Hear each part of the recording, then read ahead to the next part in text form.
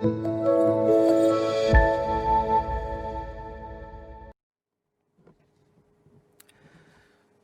saudara-saudara sekalian. Sekarang saya akan menyampaikan sesi kedua saya, yaitu dengan judul yang tetap sama dengan sesi pertama saya, yaitu berkobar bagi Injil yang benar. Saudara-saudara, untuk topik ini saya akan menyampaikan ada 7 hal penting tentang Injil yang benar. Jadi di dalam sesi pertama saya lebih menekankan tentang berkobarnya bagi Injil. Untuk sesi yang kedua saya ini, saya akan menekankan tentang Injil yang benar itu. Nah, saya akan menyampaikan di sini ada 7 hal penting yang perlu saudara dan saya perhatikan tentang Injil yang benar, yang juga disampaikan di dalam metode evangelism explosion ini. Nah, 7 Injil yang benar, 7 hal penting tentang Injil yang benar ini. Yang pertama-tama yaitu Injil yang benar adalah berbicara tentang Kristus dan karya keselamatan di dalamnya. Jadi sebetulnya Injil yang benar itu berbicara tentang Kristus dan karya keselamatan di dalamnya. Istilah Injil sebetulnya bisa berbicara tentang bahkan seluruh Alkitab, 4 Injil Matius, Markus, Lukas, Yohanes, tetapi yang saya maksudkan di sini adalah inti daripada Injil itu sendiri, yaitu tentang Yesus dan karya keselamatan di dalamnya. Yang tercatat antara lain di dalam 1 Korintus pasal 15 ayat yang ke-2, 3, dan 4. Di sana dikatakan demikian, saya akan bacakan. Oleh Injil itu kamu diselamatkan. Sebab yang sangat penting, atau terjemahan yang tepat, yang paling penting, first importance, yang paling penting telah kusampaikan kepadamu, yaitu apa yang telah kuterima sendiri, ialah bahwa Kristus telah mati karena dosa-dosa kita sesuai dengan kitab suci, bahwa ia telah dikuburkan dan bahwa ia telah dibangkitkan pada hari yang ketiga sesuai dengan kitab suci. Nah, saudara-saudara, Injil yang benar itu adalah intinya tentang Yesus yang mati bagi dosa-dosa kita dan yang bangkit kembali. Ada sebagian orang Kristen yang mengatakan Injil itu hanya kabar baik tentang raja, tentang kerajaan Allah. Tidak berbicara tentang penebusan dosa. Menurut saya itu tidak tepat, karena di dalam 1 Korintus 15 ayat 3 dan 4 ini pun, Injil itu dihubungkan dengan Kristus yang mati atas dosa-dosa kita. Berhubungan dengan penebusan, keselamatan di dalam Kristus bagi kita yang percaya kepadanya. Nah, saudara-saudara, ini ada satu gambar, mungkin saya tidak tahu ini muncul atau tidak ini ya saudara-saudara ya, bahwa pada waktu kita percaya kepada Tuhan Yesus Kristus, sebenarnya kita itu diperhitungkan, ada 2 hal yang diperhitungkan kepada yang terjadi di situ. Yaitu yang pertama, perhitungan dosa kita ditanggung Kristus di atas kayu salib. Dan perhitungan yang kedua, kebenaran Kristus yang sempurna diperhitungkan kepada saudara dan saya yang percaya kepadanya. Istilahnya adalah double imputation. Nah, saudara-saudara menyadari bahwa Injil yang benar yang kita kabarkan termasuk melalui metode EE adalah Injil berhubungan dengan Kristus dan karya keselamatannya yang menanggung dosa kita dan membenarkan kita, maka itu sudah seharusnya menjadi motivasi yang mendorong saudara dan saya terus berkobar bagi Injil yang benar itu. Saudara-saudara, saya ingat satu kisah tentang seorang yang bernama William Wilberforce. William Wilberforce itu hidup di Eropa pada masa perbudakan itu masih terjadi. Dan saudara-saudara, satu kali William Wilberforce ini pergi ke pasar budak. Di pasar budak, dia mencari budak yang paling tidak laku. Maka para penjual budak itu merasa aneh. Kenapa engkau mencari budak yang tidak laku? Serius? Dia katakan serius. Saya mau mencari budak yang mungkin bisa dikatakan paling jelek yang tidak laku-laku selama ini. Maka seorang penjual budak membawa William Wilberforce ini ke seorang laki-laki yang wajahnya menakutkan, yang suka sumpah serapah. Pada waktu William Wilberforce itu mendekatinya, dia pun bersumpah serapah. Lalu penjual budak itu berkata, "Pak, ini yang tidak laku-laku. Bapak mau beli beneran?" Lalu William Wilberforce mengatakan, "Saya mau beli." Lalu dengan sejumlah uang yang disepakati, dia bayar, lalu budak itu dibawa pulang. Di dalam perjalanan budak itu sumpah serapah, sampai di rumah pun dia menunjukkan sikap yang tidak baik. Sampai di rumah, William Wilberforce itu mengatakan, "Silakan duduk di ruang tamu, tunggu saya sebentar." Lalu dia masuk ke kamarnya, lalu dia keluar. Dia membawa secari kertas. Lalu dia menandatanganinya, lalu dia berikan kepada budak itu. "Ini surat pembebasanmu. Saya membelimu untuk membebaskanmu. Jadi sekarang kamu adalah free man. Kamu bisa pergi kemana saja. Terserah, kamu bukan budak lagi." Wah, saudara-saudara, budak itu begitu senang, bukan main. Dia ambil begitu saja surat itu. Lalu dia keluar dari rumah William Wilberforce. Dia lari, dia mau pergi bebas. Tapi baru beberapa ratus meter, dia kemudian berhenti. Dan dia berpikir, "Loh, saya mau kemana ya? Saya selama ini menjadi budak. Saya tidak tahu lagi rumah saya di mana, teman saya di mana." Lalu dia berhenti, dia merenungkan. Lalu dia mengingat-ingat, "Loh, bukankah Bapak yang membeli saya itu begitu baik pada saya ya? Dia membeliku hanya untuk membebaskanku. Aku mau balik kepadanya, aku mau mengabdi kepadanya." Lalu dia berbalik ke rumah William Wilberforce. Lalu dia berkata, Tuhan begitu baik kepadaku. Tuhan membeliku hanya untuk membebaskanku. Aku mau mengabdikan diriku seumur hidupku kepada Tuhan." Saudara-saudara, sikap seperti budak yang dibebaskan itu, secara rohani saya berpikir bahwa jikalau saudara dan saya mengenal Injil yang benar, yaitu Kristus dan karya keselamatannya, yang sudah membayar lunas hutang dosa kita, bahkan membenarkan kita, maka sudah seharusnya kita juga berkata kepada Kristus, kepada Dia, "Tuhan, pakailah hidupku. Engkau membeliku, menebusku.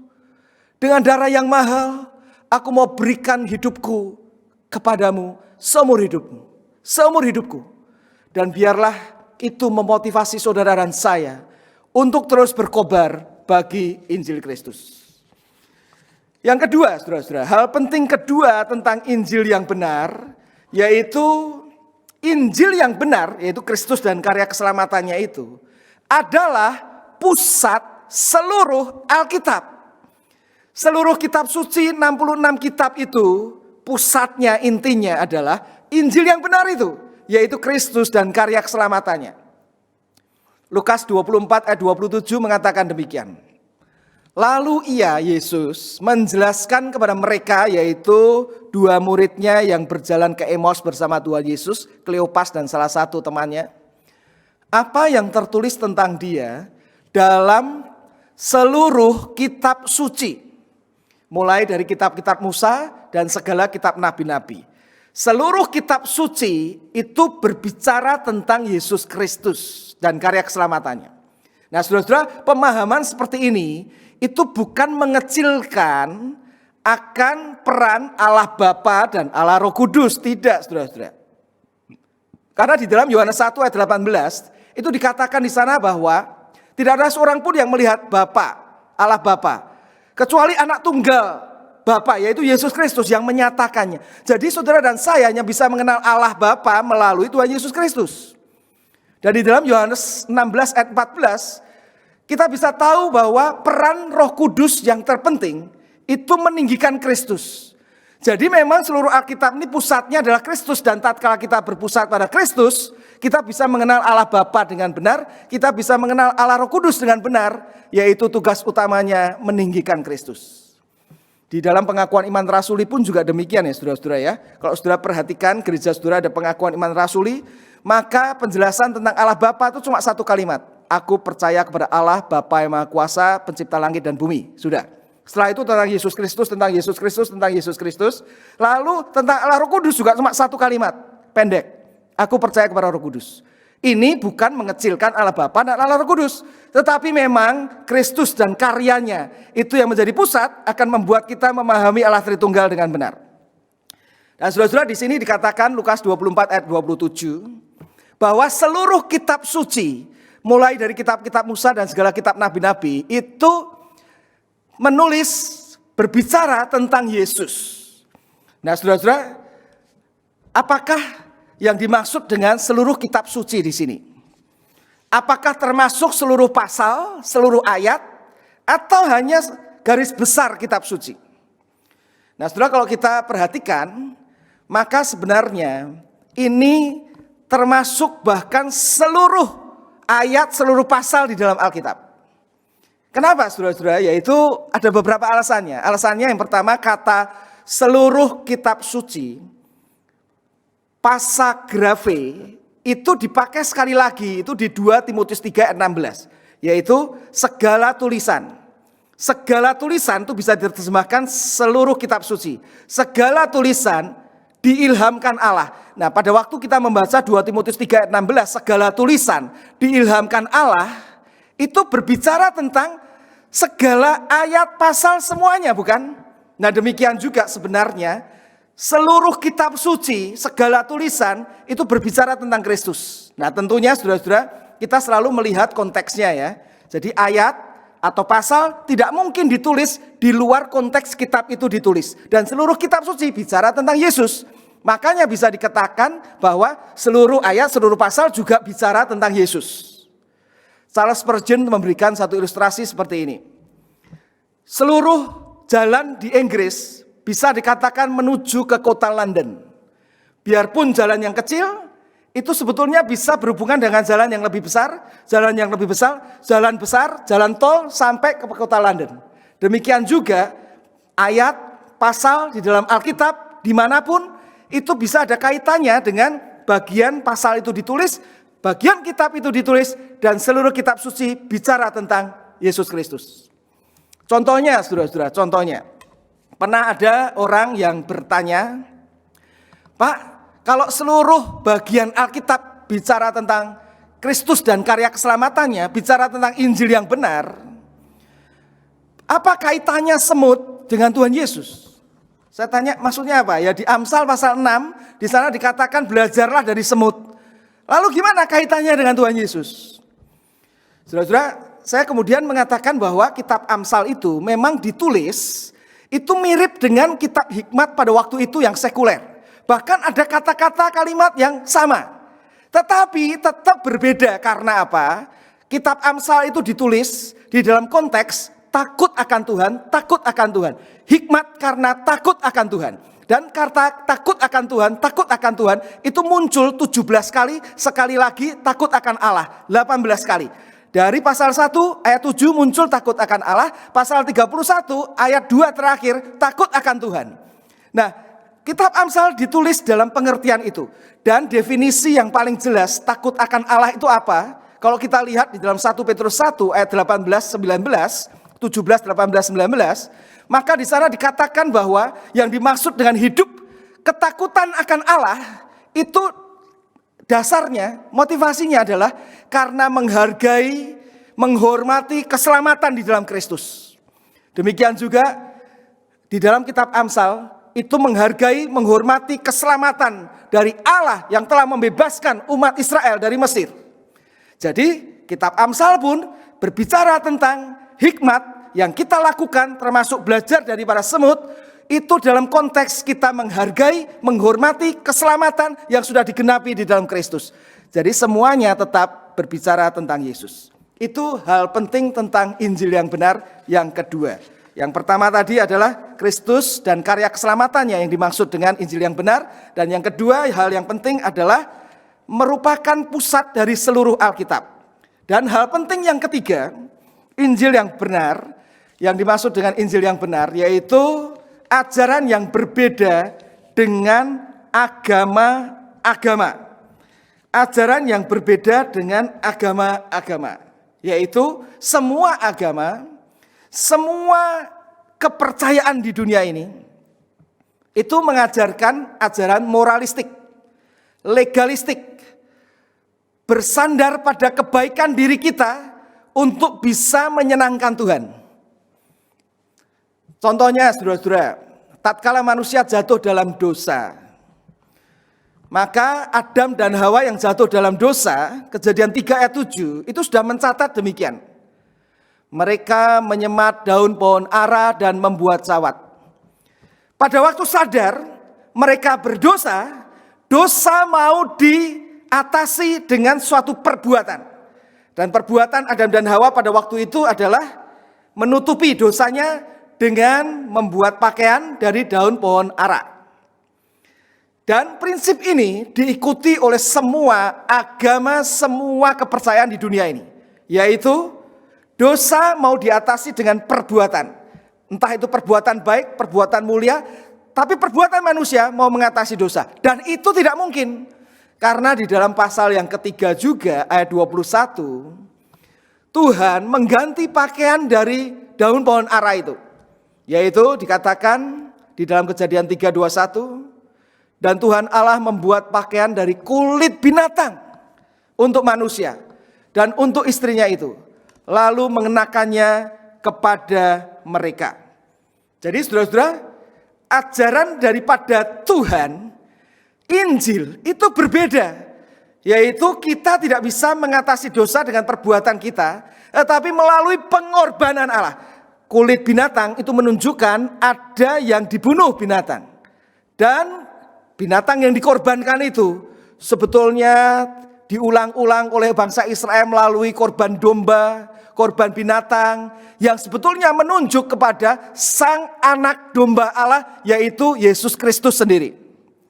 Jadi saudara-saudara, Injil yang benar adalah pengajaran yang sangat berbeda dengan dunia ini, yaitu moralistik atau legalistik. Kelihatannya baik, tetapi dasarnya berbeda. Semua agama mengajarkan do, lakukan. Mudah-mudahan kamu selamat. Firman Tuhan, Injil yang benar mengajarkan dan. Sudah selesai dikerjakan oleh Yesus yang mati disalib dan bangkit kembali. Kita hanya perlu menerimanya dengan iman. Iman yang menyelamatkan tentunya. Bukan iman yang ikut-ikutan, bukan iman yang diakal saja, atau iman yang sementara. Tetapi iman yang benar. Sudah dilakukan oleh Yesus. Dan ini menunjukkan satu perbedaan yang sangat menyolok. Makanya kita, orang percaya kepada Kristus yang hidup di dalam Injil yang benar, dikatakan lebih dari pemenang. Maksudnya begini, pada waktu kita melakukan perbuatan baik, kita itu di dalam start yang sudah menang. Saudara, saya pernah memberikan satu gambaran bahwa seperti pertandingan Piala Thomas dulu 9 partai, 5 partai sudah pernah dimenangkan oleh regu Indonesia melawan Malaysia. Partai yang ke-6, 7, 8, 9 tetap dimainkan. Nah, kita itu seperti orang secara rohani, orang Kristen yang percaya kepada Injil Kristus itu bermain di partai ke-6, 7, 8, dan 9. Kita kalah pun kita menang. Karena Kristus yang sudah membuat kita menang.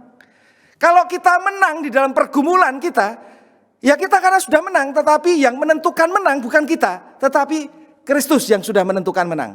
Dan kemenangan Kristus itulah yang seharusnya mendorong saudara dan saya untuk bermain di partai 6, 7, 8, 9. Kita menang, kita berkobar, kita semangat untuk pekerjaan Tuhan. Itu hal ketiga yang penting dari Injil yang benar. Sekarang hal yang keempat. Hal yang keempat, Injil yang benar, hal yang penting yang ingin saya sampaikan adalah Injil yang benar itu untuk orang bukan hanya yang belum percaya Tuhan Yesus, tetapi yang sudah percaya pun tetap memerlukan Injil Kristus. Jadi saudara-saudara, contohnya misalnya ya, di dalam 1 Korintus 1, 22-23 dikatakan, orang-orang Yahudi menghendaki tanda dan orang-orang Yunani mencari hikmat. tetapi kami memberitakan Kristus yang disalibkan. Untuk orang-orang Yahudi suatu batu sandungan, dan untuk orang-orang bukan Yahudi suatu kebodohan. Saudara-saudara, Rasul Paulus itu memberitakan kepada orang-orang Korintus yang sudah sebagai jemaat Tuhan, tetap beritanya adalah Kristus yang disalibkan, Injil yang benar. Meskipun pada saat itu banyak orang seperti orang Yahudi menghendaki tanda, mujizat-mujizat. Atau ada orang yang menghendaki mencari hikmat. Seperti saat ini juga kan, gereja-gereja yang menekankan mujizat-mujizat. Menekankan hikmat atau filsafat-filsafat, Sokrates, Plato, Aristoteles dan sebagainya. Tetapi yang benar adalah kita perlu menekankan Injil yang benar. Karena Injil yang benar bukan hanya untuk orang yang belum percaya, tetapi juga untuk kita yang sudah percaya, yang mengabarkan Injil, yang juga mengabarkan melalui metode EE. Saudara dan saya tetap perlu Injil itu untuk kita bisa bertumbuh secara sehat. Jadi saudara-saudara, Injil Kristus itu adalah di permulaan orang menerima Kristus diselamatkan, tetapi juga untuk pertumbuhan di tengah, bahkan sampai akhir hidupnya. Bedanya untuk orang yang sudah diselamatkan seperti saudara dan saya, kita perlu memahami Injil itu lebih dalam, dan lebih dalam lagi. Di Sydney, di Blue Mountain, itu ada gua yang bernama Jenolan Caves. Itu ternyata guanya itu begitu banyak ya. Nah, baru-baru ini seorang pengurus gereja di tempat saya melayani, dia bercerita bahwa beberapa waktu yang lalu tatkala dia pergi ke sana, dia pikir dia masuk ke Jenolan Caves itu, di gua yang di depan itu sudah cukup. Jadi dia dari situ dia keluar lagi. Ternyata teman-temannya kemudian pada sore hari bercerita, oh dia masuk lebih dalam, lebih bagus dan lebih bagus lagi. Nah, saudara-saudara, saya kemudian berpikir Injil itu seperti itu. Saudara dan saya pikir sudah mengenalnya, tetapi kalau kita mau lebih dalam dan lebih dalam lagi, itulah yang akan menumbuhkan saudara dan saya. Itu hal penting yang keempat daripada Injil Kristus. Saudara-saudara, Raffi Sakarias pernah menceritakan tentang pengalamannya dia melayani di Vietnam. Penterjemah dia itu seorang yang tertarik dengan kekristenan tapi dia belum Kristen.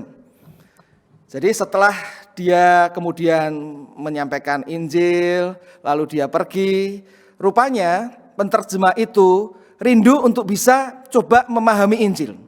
Tapi ternyata pada waktu itu di Vietnam itu tidak ada Alkitab. Ya pokoknya dia nggak bisa mendapatkan. Dan juga literatur bahasa Inggris itu hampir tidak ada. Dan tidak lama kemudian dia ditangkap, dia dipenjara karena tuduhan sebagai mata-mata Amerika karena dia pintar berbahasa Inggris. Padahal dia sebetulnya bukan mata-mata. Nah, di penjara itu dia berpikir dia ingin sekali untuk bisa baca Alkitab, tapi gimana caranya? Tidak bisa minta juga tidak dapat, tapi dia berdoa. Satu kali heran, dia pergi ke kamar mandi. Lalu dia melihat di sisipan satu tempat itu ada kertas. Dia ambil, ternyata robekan Alkitab, saudara, bahasa Inggris. Jadi dia coba baca itu dari Roma pasal 8 katanya. Dia baca. Lalu dia besoknya pergi ke kamar mandi lagi, dia cari. Loh, ternyata dia ketemu juga beberapa robekan Alkitab. Tapi sudah robekan-robekan. Jadi dia baca sebisanya, berapa waktu kemudian pada waktu dia itu kemudian keluar dari penjara, dia cari Alkitab. Dan pada waktu kemudian dia baca, dia bertemu dengan Yesus, dia menjadi orang percaya, menjadi orang Kristen.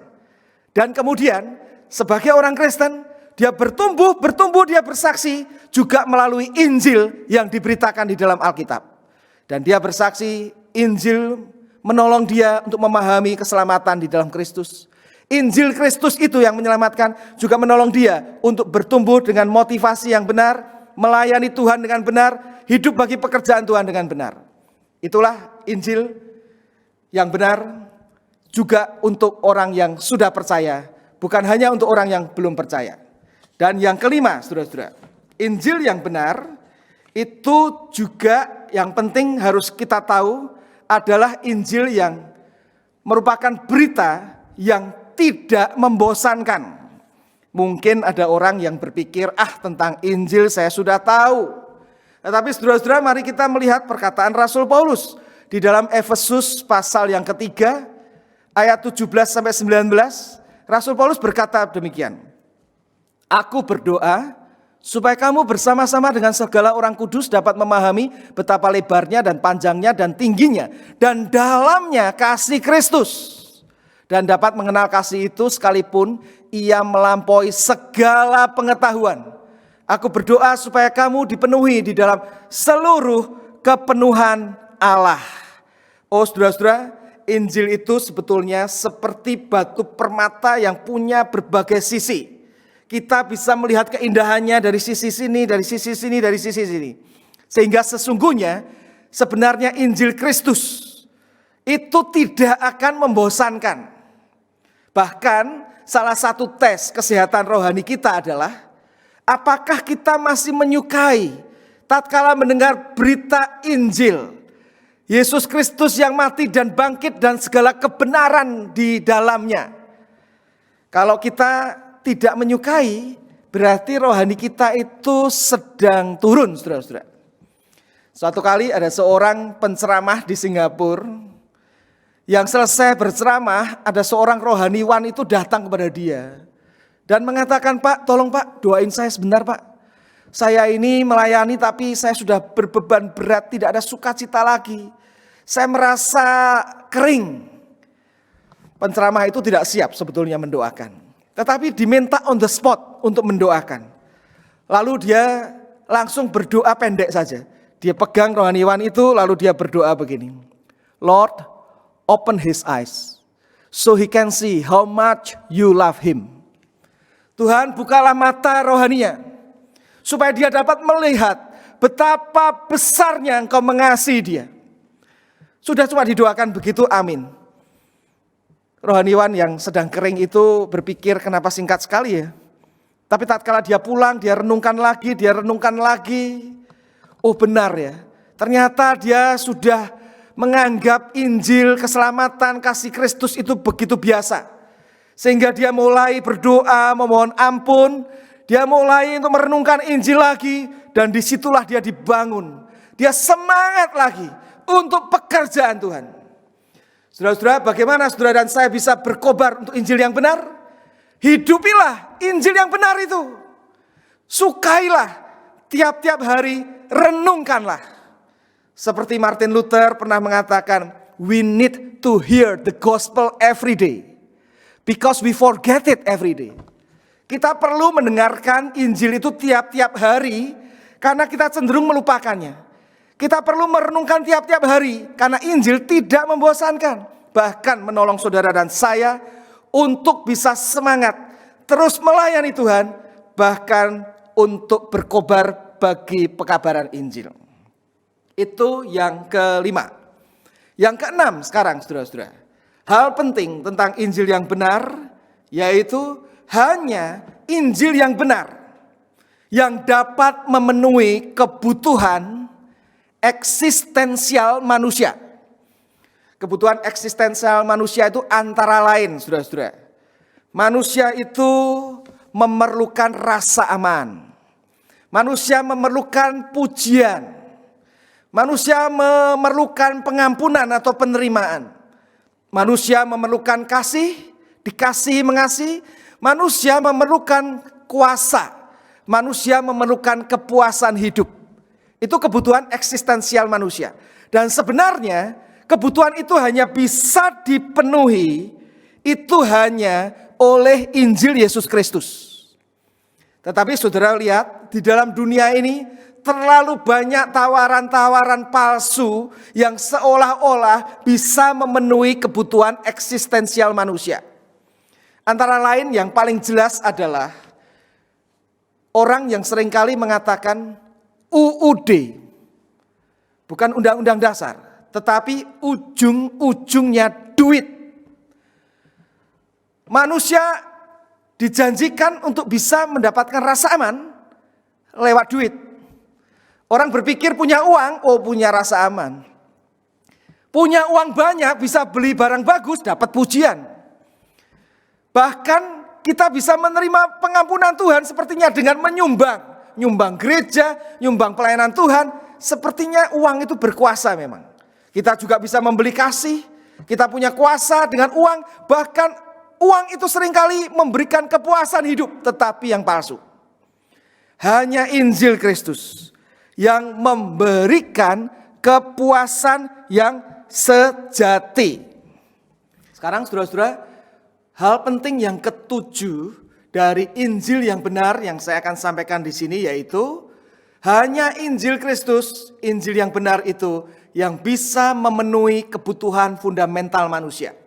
Yang saya maksud dengan kebutuhan fundamental manusia adalah kebutuhan semua manusia, baik yang percaya Tuhan maupun yang tidak, tua maupun muda, semuanya memiliki pergumulan ini, yaitu masalah penderitaan hidup, yaitu masalah kejahatan atau dosa, dan juga masalah kematian. Nah saudara-saudara, Injil yang benar, Injil Yesus Kristus, Kristus dan karya keselamatannya yang hanya bisa memenuhi dan menjawab akan kebutuhan fundamental ini. Tidak ada di dalam jawaban lain. Saudara-saudara, yang saya maksudkan ini adalah seperti ini ya saudara-saudara ya. Beberapa waktu yang lalu ada seorang teman istri saya, yaitu seorang perempuan juga teman baik istri saya yang tinggal di Jakarta, yang suaminya terkena COVID-19. Masuk rumah sakit hanya kurang lebih seminggu, lalu memburuk keadaannya dan meninggal dunia.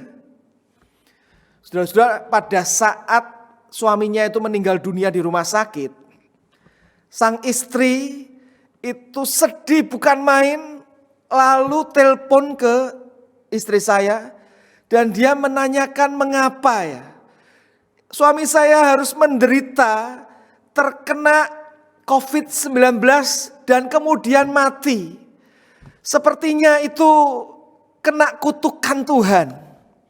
Padahal suami saya kan melayani Tuhan juga. Saudara-saudara, di tengah-tengah kesedihannya itu, sekitar jam 12 malam tuh saudara, saya ikut mendengarkan karena di speaker oleh istri saya.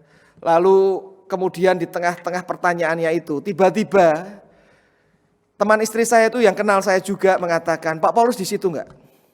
Saya mau bertanya. Lalu saya mendekati, kenapa? Tolong beri jawaban kepada saya. Kenapa harus mengalami seperti ini? Suami saya meninggal karena COVID. Saudara-saudara, waktu itu saya juga enggak begitu bisa menjawab, tapi saya berdoa dalam hati, lalu saya mengatakan begini. Ya sebetulnya masalah sakit penyakit, penderitaan, lalu orang itu meninggal, itu sebenarnya masalah semua orang ya. Orang yang tidak percaya Tuhan bisa kena, orang yang percaya Tuhan bisa kena, orang yang melayani bisa kena, rohaniwan pun bisa kena. Tetapi kita itu punya pengharapan, saya katakan. Karena kita mengenal seorang pribadi yang bukan hanya menderita hidupnya, tetapi juga mengalami kejahatan dari orang lain. Bahkan dia harus menanggung dosa dan dia mati. Tetapi dia sudah menang karena dia bangkit kembali. Pribadi itu namanya Yesus Kristus. Di dalam dialah kita punya pengharapan untuk jawaban, pemenuhan bagi kebutuhan fundamental manusia. Kita punya jaminan bahwa masalah penderitaan, masalah kejahatan, dosa dan kematian di dalam Kristus. Tatkala kita terkena harus mengalaminya pun, kita itu berkemenangan. Karena bersama Kristus, kita yang mati tetap akan dibangkitkan. Kita memiliki hidup yang kekal.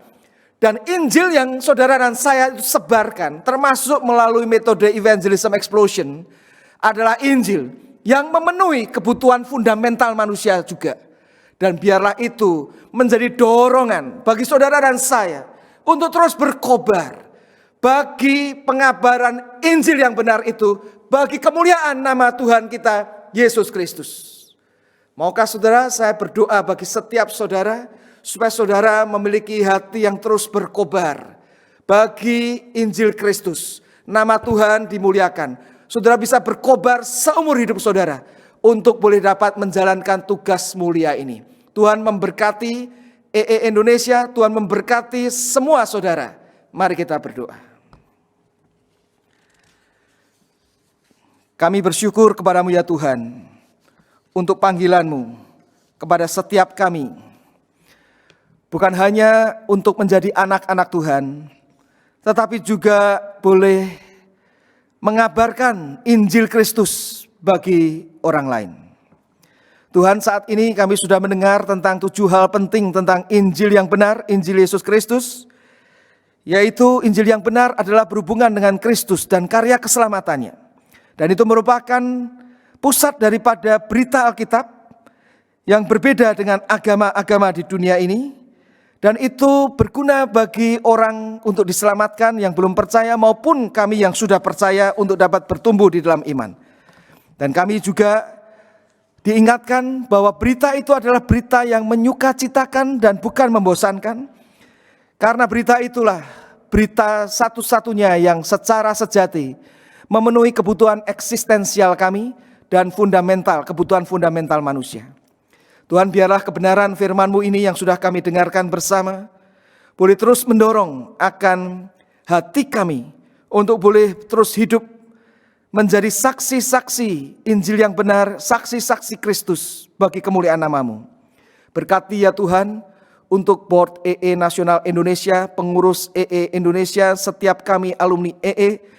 Tolong kami juga setiap peserta yang mengikuti acara konvensi EE Nasional ini, supaya kami boleh terus dibakar oleh kebenaran firman-Mu, boleh bersemangat, kami boleh memiliki suatu sukacita di dalam menjalankan tugas pelayanan kami, mengabarkan Injil untuk kemuliaan nama Tuhan Yesus.